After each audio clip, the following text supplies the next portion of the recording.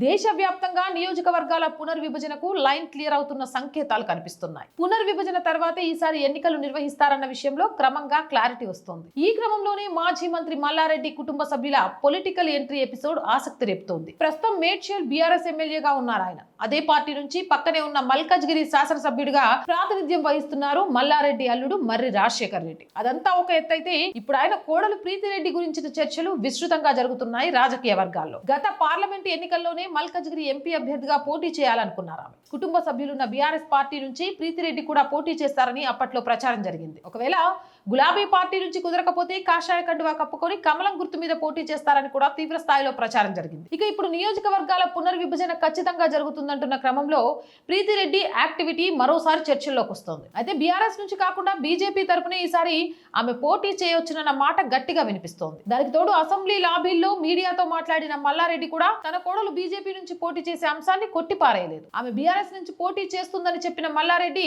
ఒకవేళ కుదరకుంటే ఆమె వేరే పార్టీ నుంచి పోటీ చేస్తే నేనెలా అడ్డు చెప్పగలనని రివర్స్ లో ప్రశ్నించారు. పార్టీ ఏదైనా సరే ఈసారి మాత్రం తన కుటుంబం నుంచి 4-5 ప్రజాప్రతినిధులు ఉండడం ఖాయమని కూడా కుండబద్దలు కొట్టేశారు ఆయన.